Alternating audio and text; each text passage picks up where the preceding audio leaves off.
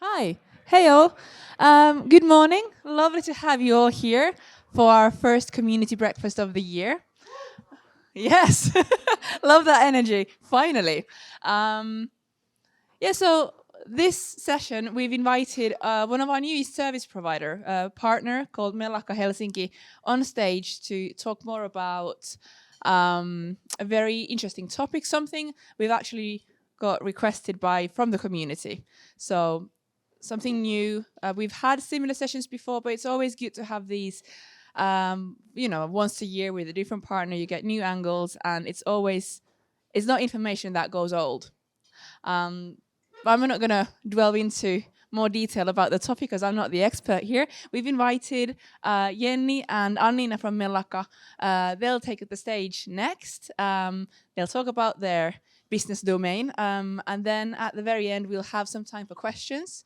So if you have any questions pop on your mind during the session, just write them down and we'll make sure we have time for them after the session here. But yeah, without further ado, let's welcome Jenni and Annina. Thank you for the introduction, Josephine. So nice to be here this morning. We are very excited to meet you all.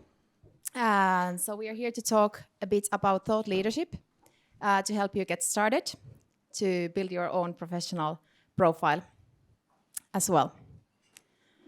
Let's get started. So first, briefly about us. My name is Jenni Pöyry. I'm working as a Senior PR and Communications Manager at Mellakka. I've been there for a bit more than 5 years now, helping my clients to kind of build their brand awareness, engage their audience through earned visibility and PR. And good morning on my behalf as well. I've been down with a really nasty flu, so try to bear with my voice. I'm Annina Pikkumäki, COO of Mellakka Helsinki, also a partner and a senior PR and communication strategist. I have over 15 years of experience from marketing comms and communications and PR. Nowadays, I only work with selected clients since I'm partly focused on management, but I love to work with clients, so I try to do that as much as possible as well. But a little bit about us. So Mellakka is a creative and strategic agency that was founded in 2013. We always aim at creating impact and making a difference for our clients. And for that, we have all the means of PR, communications, and marketing comms at our disposal. We have clients from startups to multinational corporations, and we do everything from retainer deals to one-off projects. I would be happy to tell you more about us if you're interested, but let's just jump into the topic of today. So, why are we here today? We hope that you leave this breakfast session a bit more motivated and inspired to start working on your thought leadership. We believe that all of you are the experts in your own industry and kind of the business you're working on, and we believe that you have a lot to say and to be shared to others as well. And we also believe that this could benefit your own business and company from the company's perspective. We will share some of the key learnings and some easy tips how to get started. But I just wanted to mention that this is just a very brief introduction to this topic. And we usually organize these kind of trainings as a half-day session to our clients with some exercises and digging more deeper into media relations as well. So just keeping that in mind. And we always, of course, curate the program of those trainings based on our clients' needs. So this is on a very general level as well. Being a thought leader is more than being a leader with great thoughts, because we all have good ideas. In my opinion, what makes a true leader and a true thought leader is the ability to inspire, influence, and engage others. And this here is very much in line with the bigger picture. Do you remember the era of linear TV? Anyone? There was basically a handful of media houses and people who decided whose voice was valuable enough. But the power has shifted, and nowadays there are numerous channels, formats, and possibilities, and we all have become publishers and content creators. Executives, experts, and employees alike, because it's all about the perspective and content. A thought leader is someone who's acknowledged for their expertise, innovative ideas, and the ability to shape opinions and trends. They inspire others through sharing information and insight, and they engage in an ongoing dialogue with the relevant stakeholders, such as investors, media, clients, and industry leaders. But in the end, people are always interested in people. So in addition to the company agenda, people are looking for the human perspective, even when you're talking business. A good thought leader knows how to take it down to the individual level. Then just briefly some statistics to give you an overview of maybe some of the world's most renowned thought leaders. This is a list of LinkedIn's most followed people. This is from last year. As you can see, there are a lot of people from different backgrounds. Some of them are politicians, entrepreneurs, just celebrities, for example. But wanted to bring this up to kind of emphasize what unites them.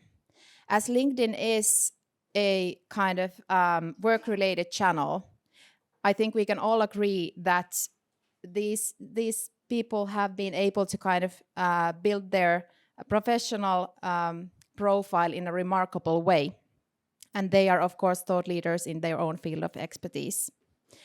Of course, most of them have been working on their kind of personal brand for years, even maybe for decades, just to mention that it takes time and effort to do so. And another point that I wanted to mention is that there aren't any kind of limits on how many thought leaders can speak about a certain topic. So there's always space for different kind of perspectives. For example, Bill Gates here started their career about the same time as Steve Jobs. And they were working in the same industry, talking about the same topics from their own perspective. And they both became kind of the thought leaders and experts in their own field. Yeah, you can take that.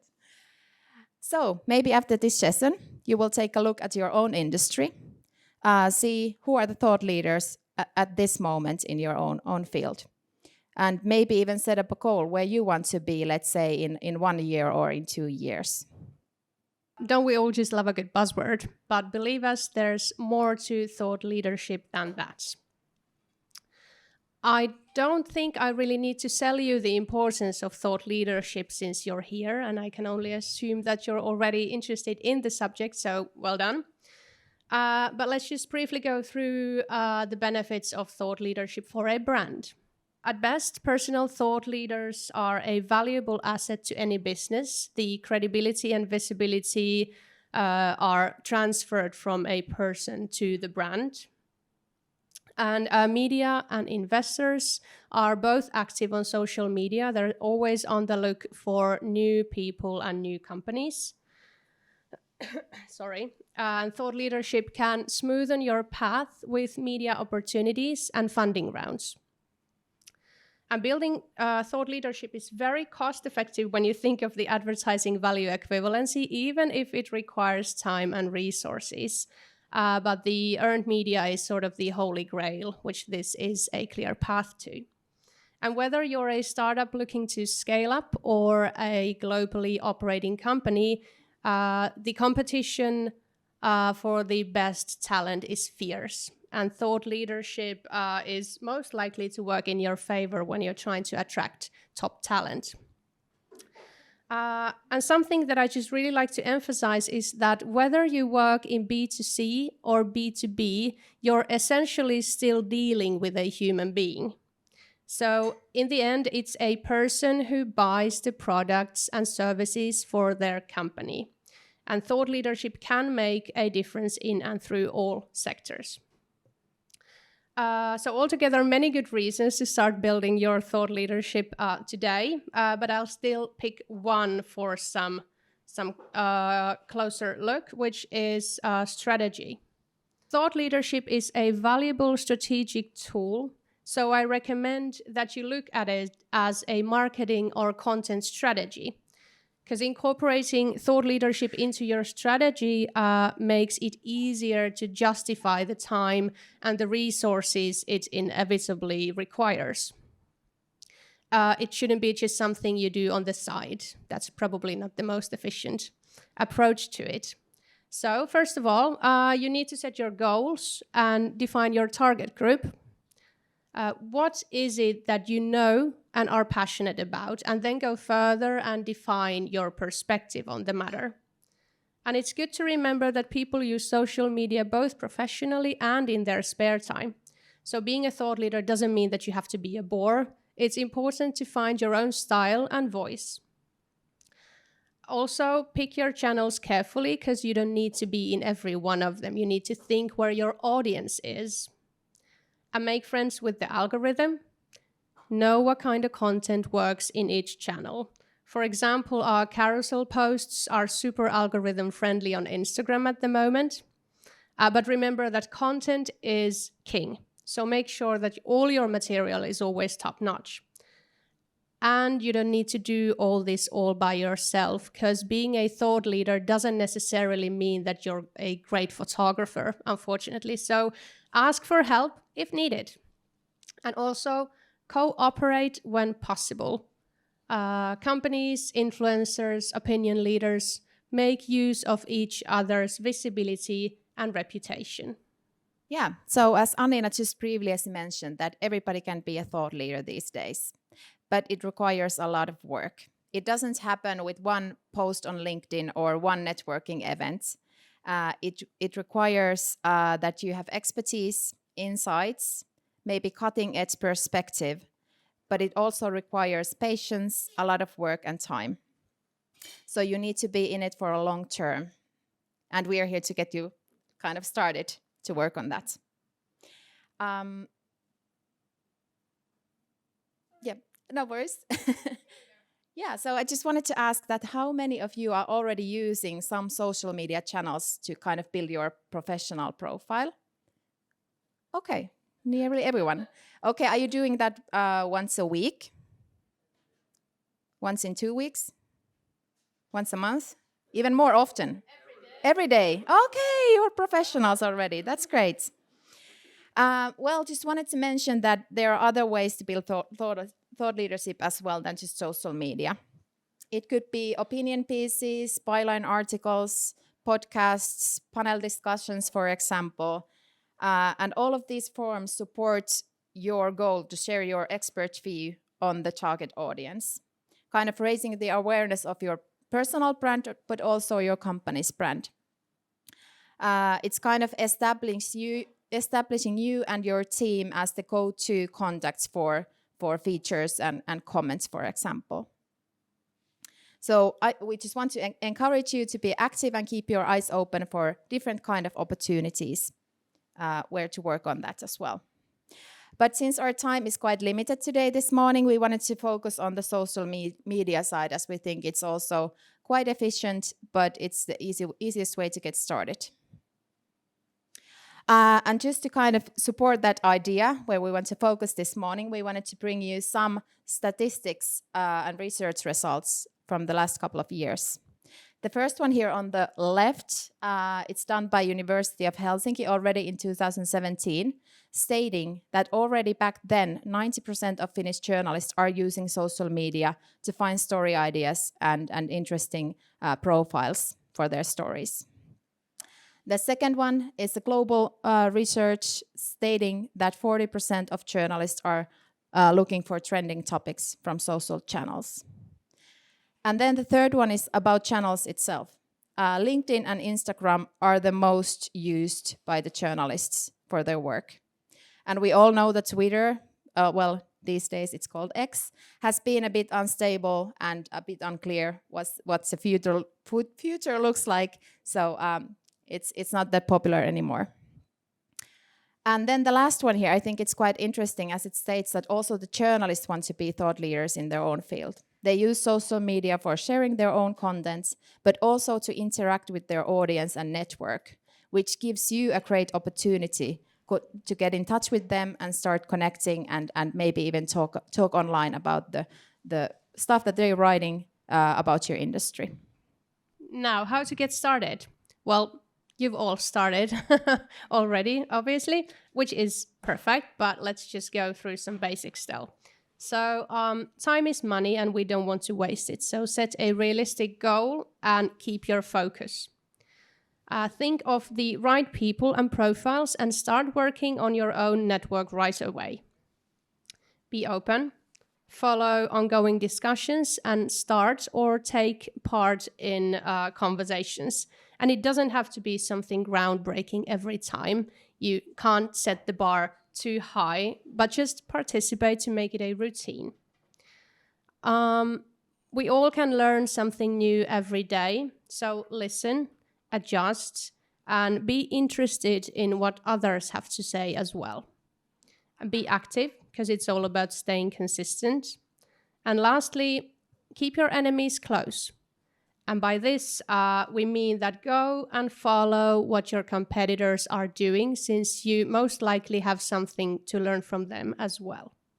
Yeah, then we just wanted to bring this up. It's kind of demonstrating the algorithm and how LinkedIn works. But why we wanted to bring this up, we all know how it works online, but as a reminder that the same pattern aligns to real life as well.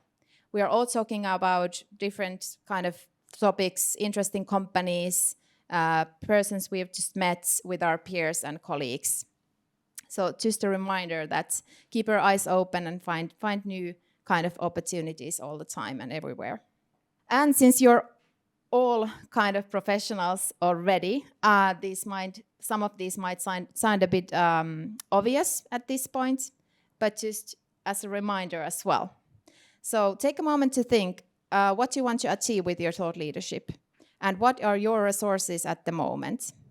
You should already kind of dedicate the time for it that you have. And then you should go through your channels, check that all the basics are up to date. Then check your network and connect with relevant people. Maybe after this session, you will connect with someone from here, or then find a relevant journalist who you want to start chatting online. Then make it a routine. Post, share, comment, and participate. And always remember to add your own forwards when reposting things. It can be something from your own perspective or why the post, for example, inspired you, as the algorithm rewards you as when you include image or forwards or hashtags to your post. You always want to give a professional image, so then you should always have time to proofread your text before posting. And then, last but not least, about the hashtags. They can be really influential, so remember to use them. And I think this is for you when you've got a bit more advanced, you find your own rhythm, you are a bit more confident on building your profile online. You can take it even more further. As Annina just mentioned, you should take it as part of your company strategy. How you can support your company and business with your personal brand, and how you can make a thought leadership even more beneficial part of your business. Then when you feel comfortable, you can take a more active role. So you should focus on the leadership part of the thought leadership. And then the most engaging posts are insightful, surprising, thought-provoking. So focus on those. But remember that this is not a place for your kind of personal rants or microaggression. We all know how that can go. As worst case scenario, it can affect your business in a negative way. Then make it more frequent. Focus on a dialogue with your networks. And if it feels that it's too much work, for example, when your business have grown, you are already a thought leader in your field or industry, you can always ask for help. For example, our clients usually come to us saying that, okay, I don't have the time anymore, or I find it hard to kind of find the right places or make it ongoing. And that's when we can, for example, spar with them some ideas or help crystallize the messages, or then take it even more further on a practical level and write the post for them, for example. And just briefly, I mentioned about the hashtags. I can't emphasize it enough, as they help you make your topics visible to the right target audience. Here is a list of most followed hashtags from last year on LinkedIn. I believe that there are quite a few that you can already use in your own social channels as well to kind of find the right audience. And I don't know if you could read all of that, but number 1 was innovation. So imagine you want to build your thought leadership around innovation, which happens to be the second most popular hashtag on LinkedIn. So you're probably wondering how to stand out. Unfortunately, there is no one winning formula for everyone, but here are some tips on where to focus. The world is full of jargon, so rather be approachable and humane. And don't pretend to be perfect, because it's the little flaws and what you learned from your mistakes that are golden. Because again, people interest people. As I said, there is no need to be in every channel, but don't just blindly stick to the channel mix you've had for years. As Jenni said, X seems to be dying, but Threads has finally entered the Nordics, and it's really interesting. And you may have overlooked TikTok, but have you seen the influence it has had on our presidential elections? It's not just for preteens, and it's not just dance videos. And if you do decide to have multiple channels, don't just copy-paste. Always use quality materials. But for example, on TikTok, self-captured videos seem to perform better than high-quality studio videos, but that's just the nature of that particular channel, which is exactly why you shouldn't just copy-paste.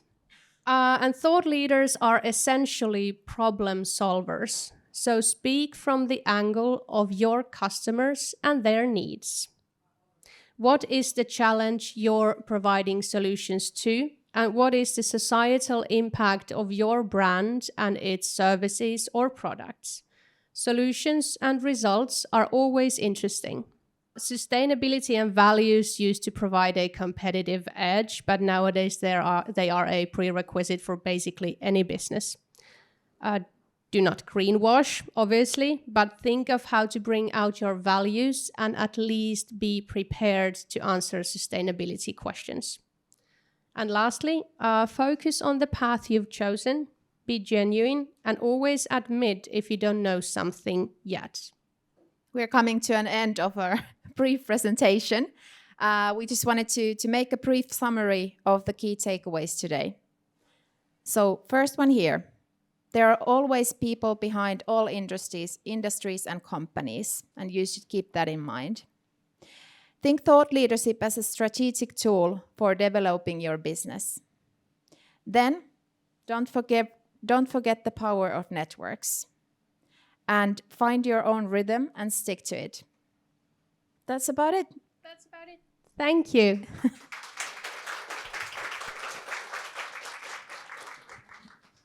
So we have a few minutes, plenty of minutes left for questions. If you have a question in mind, just raise up your hand and I'll bring the microphone for you. It's always hard to be the first one, but this is thought leadership.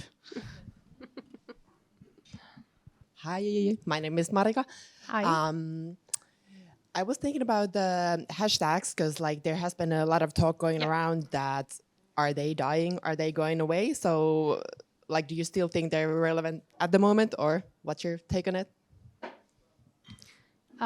Yes, they are relevant, but we do know, of course, that when you use a hashtag and it's there after your post and people click on the hashtag, then you never know where that may lead you. And yes, it's controversial, but it's still a good basic tool to use. But we'll monitor, we'll see where it goes, but at least there is no harm in using those. So yes, I think that they are still relevant. Good question. Hi everyone, my name is Esra. Hi. Let's talk about TikTok. Because nowadays it is the platform to reach out, especially the newer generation. And since we are all entrepreneurs and we have our backgrounds in like maybe 10, 15 years in our way of doing things. So the thing is, what is the balance in between using TikTok in the real business world? Not only about marketing, but also being a thought leader, also maybe promoting your startup or product, or having your CEO within TikTok flow without making him dance or silly moves. So let's talk about it. What is your strategy about that? Sure, there's no need to dance if you want to go to TikTok, so don't worry.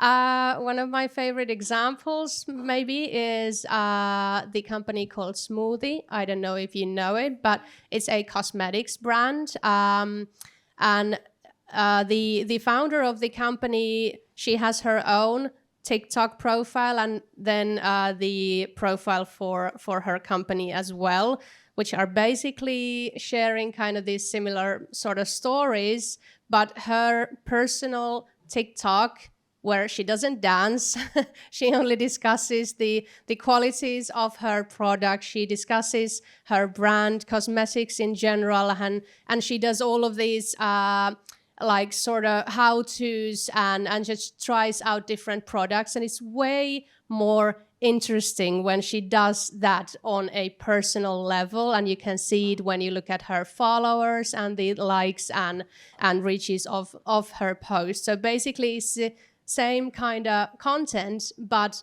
people interest people. So you can always take a personal approach to what your brand is doing, and that's both of those are relevant on TikTok as well. You can have the company channel, you can have your personal channel, but as we can see from quite a few examples, it's the people who are actually interesting. Definitely. I just wanted to add that even if you're working on a more kind of harder industries than cosmetics, it's also kind of bringing up the softer values, that there's also people working behind that hardcore, for example, technology. And it's a way to, I think it's kind of the way how to crystallize the messages, how to make it easier understandable for the audience. It's kind of finding the ways to make it more approachable in a way. Of course, it's also very visual, so if you want to be kind of on the videos to talk about it. But I see that as a new opportunity as well, to kind of bring it to those who might find it a bit hard to kind of understand the business, for example. And there are always the sounds and trends that you should definitely use. So for example, we have a client to whom we've branded and, well, kind of co-write their content called Lääkäriliiga. So a bunch of pediatricians who want to kind of fight disinformation and bring out like true information and help kids online. So they are talking about some really difficult issues, but they still use those sounds and trends that are the kind of the very easy and also the required way to enter that particular channel. So it's just all about thinking of how you want to use that channel and then sort of just make it yours in your own way. Yeah. You're welcome. You're welcome. Good question. Yeah. So for someone who is extremely serious about taking this to the next step, for someone who already has a relatively sound presence and wants to put in a budget, for Q3, Q4, to kick it up several notches, what kind of a budget would be an ideal budget to allocate towards a thought leadership program, consulting plus, rollout and everything? Any thoughts on that? I think that it largely depends on your market and the target audience. So unfortunately, I do not have a kind of fixed answer for you, but maybe after this we can just you can tell us more about the business you're working, and maybe we can give you a ballpark on that. Yeah. But about the consulting, we do it different kinds of ways with our clients. For example, it could be a couple of hours of sparring, and then it could be ongoing, kind of organizing a small workshop, how to get started and how to crystallize the messages, to choose the channels, for example, and how to get in touch with media, and how to kind of use media as one of your tools as well. Definitely, yeah. Hey. Hi. Thank you for the presentation. I'm Carla. I work for a non-profit, so I'm a bit different audience here. But I think thought leadership is at least equally important there. Maybe Absolutely. just working in slightly smaller budgets in general. So I was thinking of like return on investment of the time you spend. Do you also believe that, say, posting once a month to like have just the content in the background when someone comes across you to see kind of that, hey, these have good ideas, some credibility in the background? Is it, at one point should you spend, is like daily posting, being very active, it of course have better returns, but like I would like to hear a bit of thoughts about how much should you at least What's do? a good balance? Yeah, exactly. Thank you. Yeah. Well, of course, it depends of your time that you have. The more active you are, you don't have to be posting every time, like every day, but it's good you have a couple of minutes every day to kind of see what's going on, what kind of discussions your network is having at the moment, for example. But it depends. Like there's no right or wrong way to do it. Yeah, that's true. Maybe post like frequently, whether it's once in 2 weeks or like once a month, but then participate in the dialogue, like at least weekly, maybe once a day if you have the time, but at least weekly. But yeah, it's all yeah, well, as we say in Finnish, it's all kotiin päin. So yeah, just start somewhere and keep it frequent. Yeah. And I feel that many of our clients come to us saying that they kind of find it hard to tie their message to the ongoing discussion, or they don't know how to make it frequent. But I think, or I've noticed that usually it's just about they are making it too hard on themselves as well. Yeah. It's kind of, it doesn't have to be perfect. As Annina said, that it's usually it's even your flaws or the mistakes you've made or problems you're handling are more important and interesting to people than just being perfect. Like everybody wants to relate on the stories they're reading, so that's good to keep in mind as well. Definitely. Good morning, everyone. My name is Mehdi. I have a question regarding the advertisement campaign or marketing campaign. My first question is, if, for example, a business wants to start a B2B business, is it recommended to go via or through LinkedIn and Twitter, both or not? Because Twitter, at least for me, is a bit different in B2B. My second question, I want to know something about the sales navigator in LinkedIn. Most of the time, we are using the natural ones, finding connections, finding, for example, CEO or decision makers in the different countries, companies, and we send message to them. We want to be linked with them by posting and different things. We want to make connection. It is recommended for starting a business, when a business is getting developed, to go through the sales navigator of LinkedIn, is my second question. And if yes, it's a bit expensive sometimes because I need some other softwares and some other tech or AI maybe beside it because of arranging. For example, when I want to send for 270 people, something like this, 270K people. Yes, thank you. To answer your first question, as I said, I think that you need to pick your channels carefully. You do not need to be on both LinkedIn and Twitter or X.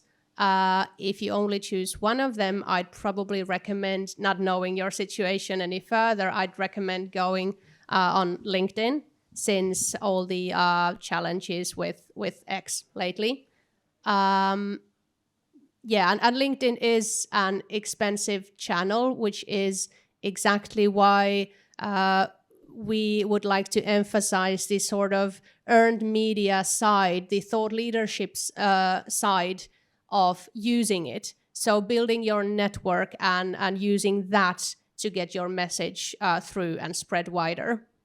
Yeah, and when you're kind of growing your business, maybe you can even think of the group where you want to be, let's say in 1 year or 2 years, to be as a thought leader. Who are the people you want to be in the same table discussing with you about the topics that are interesting to you, and then start reaching on that network immediately, and then start kind of frequently growing your own expertise and talking about the point of views that are interesting to you. Hi, I was wondering if you could share some thoughts about thought leadership for people who have changed careers or changed industries, and you've talked a lot about networks and audiences. And what if your audience is comes from really, really different industries that have really nothing in common? It's not a Venn diagram, it's maybe 2 separate circles. How to leverage that rather than, I don't know, I guess see it as a hindrance? A good question. Unfortunately, I think that at least to some extent you need to start from the scratch, because you need to have the right network. How to leverage the already existing network, if it's not completely different fields, then maybe try to adjust your approach so that it's still relatable to the people in the old network. But if it's completely different, as you described from the Venn diagram, then probably just start building the right network first before making the U-turn on your content. Really? Jenni, do you have any thoughts on this? It's a tricky one. Good question. Yeah, I was just thinking that maybe you should also think the ways that, is there anything you can use from your old network and from your old expertise that can benefit your kind of current business you're working in or your company, and kind of trying to, for example, we all the time try to think of our clients and what could be interesting to them, what could be surprising. For example, collaborations in PR, how to get the media attention combining, for example, 2 totally different worlds. So kind of trying to be innovative and trying to make it exciting for maybe even both audiences. Yeah, that's a good point, because, for example, my client base consists of festivals and real estate investment companies alike.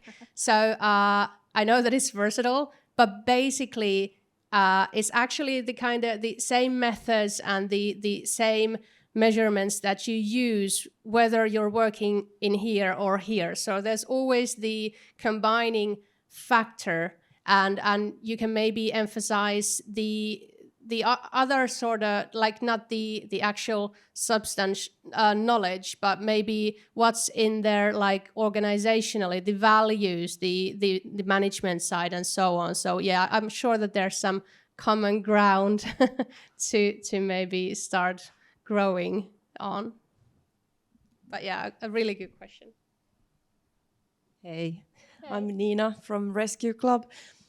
I was thinking like this, thought leadership, like if a company is a thought leadership versus an individual person of that company is a thought leadership. So do you have examples where the company would be the thought leadership? Like, because there's many faces behind it, there's always like a team working on the content and so on. So, and if people leave the company and so on, but like if I would like to know everything about subject X, then I would have I will contact this company, even though I don't know anybody, like one person from there.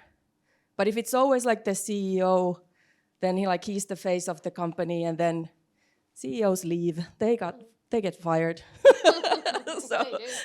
So then you lose the capital. Yeah, So that's true. but do you have examples of companies that would be the company would be the thought leadership?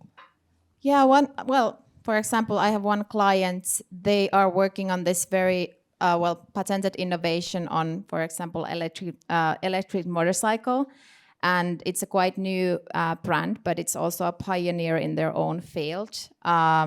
We work with them for a year now, which has basically been the first year they've been publicly in the market as well. And what we've done so far, since the brand is still quite unknown, we have been used the brand as the thought leader and as the pioneer. What makes it different from kind of all the others working in the same industry, but also, there are green values as well that we wanted to emphasize. So we have been bringing those kind of values and the discussions where we want to tie that brand to. And of course, we have also used the expert in that company to support the same message. But I see that for example, in this one case, it has been so that since when we are just starting to kind of build the brand awareness globally, it's important to kind of focus on the brand as well. But I think that's a very good question. I think that, as we mentioned in our presentation as well, that they are kind of, it's a package. But for example, if the CEO changes, I think the more experts we have in the company working on the same targets, working on their own thought leadership, it supports the brand and the company and business as well. Yeah, I think that you should kind of pursue these two paths simultaneously, so that don't forget one of them. In the example that I mentioned earlier with Smoothie, then it was just the founder, because it was a one-woman company to begin with, and then it has expanded, of course. But maybe if you have more people in your company, then think of who to sort of start building the thought leadership of, because it shouldn't be just the CEO. You can maybe have 5 different people who you want to use as spokesperson if your sort of industry or your company or brand is wide enough, so that you can have many angles from which to talk about. Yeah. And that's also important from the media's perspective, that you have different kinds of spokespeople to talk about from their own perspective, because the media is always, there are kind of different kinds of industries they are focusing on. So it gives you more opportunities to have more thought leaders in your group. Yeah, definitely, sustainability and maybe product development and so on. So they can be all their own different personas. Hi, I'm Salli from San Francisco agency. Hi. I was wondering about the connection between building thought leadership and getting earned media coverage, which is something that you've brought up during your presentation. How should you approach that? How do you get earned media coverage through thought leadership? That is a hard one to say. Is it connecting with journalists on social media, or is it trying to look for panel discussion spots or writing op-eds, or how should you approach that? Well, all of that, really, I think. Do you, Jenni, want to dig deeper? Yeah, I think as I just mentioned, and also the statistics show that journalists are also looking for new opportunities and interesting people online. So I think that's the easiest way to get started for you as well. Of course, the journalists are super busy these days. They really want to focus on the story they're working on. So you don't want to spread to all journalists and start kind of shouting out your own business. You want to be really focused and maybe do a bit of background research on what they're writing about, what their focus is about. So I think you should be really efficient kind of when reaching out to the journalists, that they can help you, but you need to be kind of focused on in that sense as well, that you don't want to waste their time either. But yeah, I think there are many ways to reach out to journalists, but as mentioned, they are super busy, so just kind of keep the focus.